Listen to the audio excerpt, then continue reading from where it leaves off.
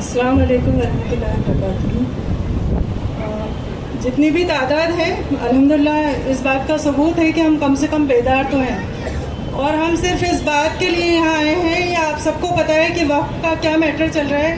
सिर्फ यही नहीं कि वक्फ क्या है, लेकिन इसका विरोध क्यों हो रहा है, क्योंकि संविधान जो है वो संविधान सबसे ऊपर है। संविधान सुप्रीम कोर्ट से भी ऊपर है, संविधान पार्लियामेंट से भी ऊपर है, और संविधान कॉन्स्टिट्यूशन असेंबली और कानून बनाने वाली तमाम व्यवस्थापिका और कानून संसद न्यायपालिका सबसे ऊपर है संविधान, क्योंकि उसमें वो सारी शक्तियां दी गई हैं। जब कोई न्यायपूर्ण कानून नहीं बने, आर्टिकल 142 ये सुप्रीम कोर्ट को ये हक देता है, ये शक्ति प्रदान करता है कि जब जनता के लिए कोई अन्यायपूर्ण कानून बने तो सुप्रीम कोर्ट को ये शक्ति है कि वो उसको बदल सकती है, रद्द कर सकती है, उसमें फेरबदल कर सकती है।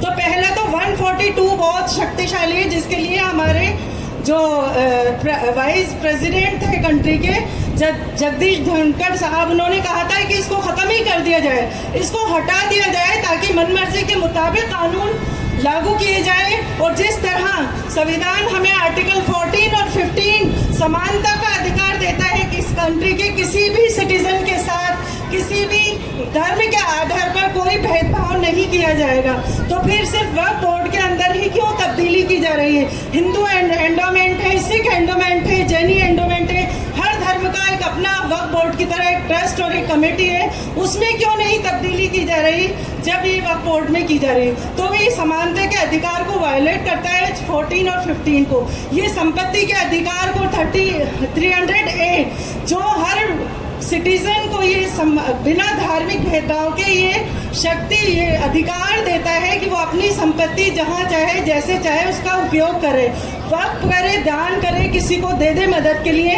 तो इसमें एक नया कानून ये लाया गया है कि शेड्यूल्ड ट्राइब्स के जो मुस्लिम होंगे वो अपनी जायदाद वक्फ नहीं कर पाएंगे। तो ये भी एक हमें मंजूर नहीं है, क्योंकि किसी भी दूसरे धर्म के वक्फ और कमेटियों में ये कानून नहीं है।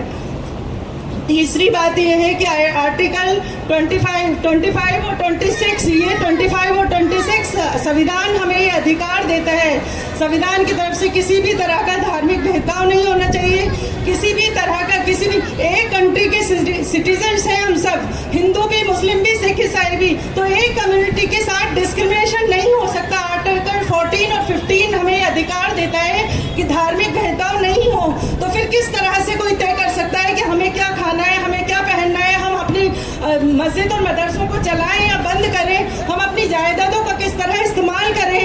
आर्टिकल 25 और 26 हमें ये अधिकार देता है संविधान का कि 14 और 15 तो डिस्क्रिमिनेशन को रोकता है कि किसी भी नागरिक के साथ डिस्क्रिमिनेशन ना हो। तो फिर ये कानून में क्यों डिस्क्रिमिनेशन किया जा रहा है? सिर्फ एक ही कम्युनिटी के कमेटी को और उसके मैनेजमेंट को कैसे खराब किया जा सकता है कि उसमें 20 मेंबर है तो 12 मेंबर तो दूसरे हो सकते हैं, 7 मेंबर कैन भी नॉन मुस्लिम, तो आधे से ज़्यादा नॉन मुस्लिम होंगे। डीएम को पूरा पावर दे दिया जाएगा, वो चाहे जिस मदरसे और मंदिर को, वो मस्जिद और मदरसों को जिस तरह चाहे उसका एनक्रोचमेंट बढ़ाने का है कि 12 साल के बाद आप वक्फ की जायदाद पे कोई हक नहीं रख पाएंगे। फिर इसमें जो सजा का प्रावधान था कि जो वक्फ की संपत्ति को बेचने की कोशिश करे, उसमें 2 साल का था, उसको घटाकर 6 महीने का कर दिया गया। तो एनक्रोचमेंट बढ़ेगा या घटेगा इससे?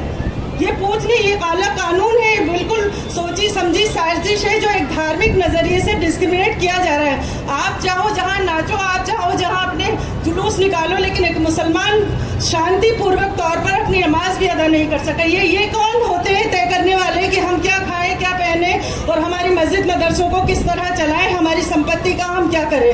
ये किसी को अधिकार नहीं है। संविधान में आर्टिकल 300A जो संपत्ति का अधिकार देता है कि हम अपनी संपत्तियों को वक्फ करें, वो किसी को भी दे सकते हैं, हम मदद के तौर पे भी दे सकते हैं। तो ये पूरी तरह एक सोची समझी साजिश है।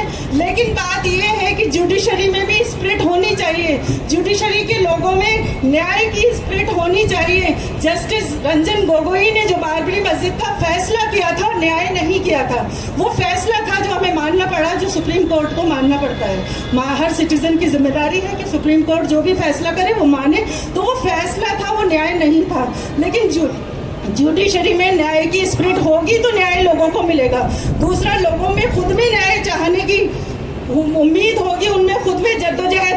करने की, मेहनत करने की ललक होगी तो न्याय मिलेगा, वरना हरगिज न्याय नहीं मिल सकता।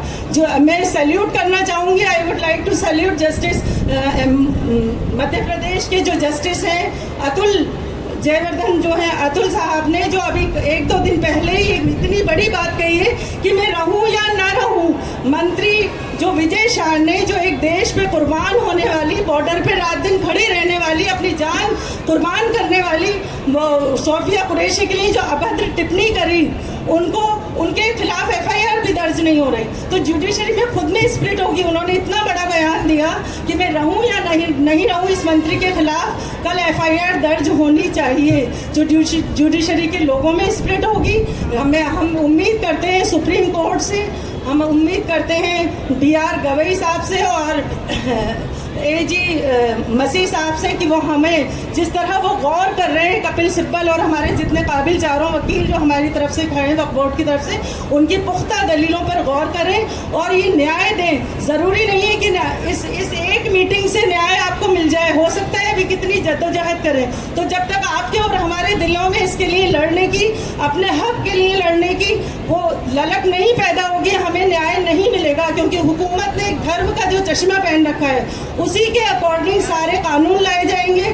जैसे ये काला कानून वक्फ बोर्ड का लाया गया है, तो we do reject Waqf amendment 2025 because ये हुकूमत की सोची समझी साजिश है। जितने भी मुस्लिम लोगों के वेलफेयर के काम थे वो उसको ख़त्म करना चाहती है और इसके ज़रिए से पुराने जो ASI के अंडर में जितने भी पुराने मॉन्यूमेंट्स आते हैं, हमारी मस्जिदें आती हैं, मदरसे या शुल्का खाने या दरगाहें आती हैं, उन सबको भी वक्फ नहीं रहने दिया जाएगा।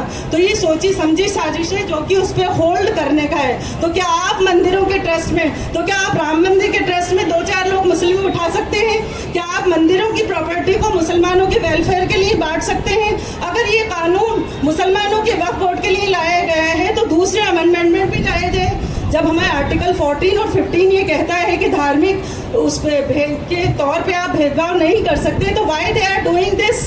कि इस तरह का कानून किस लिए बनाया गया? और जब ऐसे काले कानून बनाए जाते हैं तो हमें लड़ना पड़ेगा ताकि इसको रद्द किया जाए। जज़ाकल्लाह खैर, आप सब यहाँ मौजूद हैं वो भी, और जो मौजूद नहीं है उन तक ये बात पहुँचाएं कि इसके लिए लड़ते रहें जब तक कि ये रद्द नहीं हो। शुक्रिया।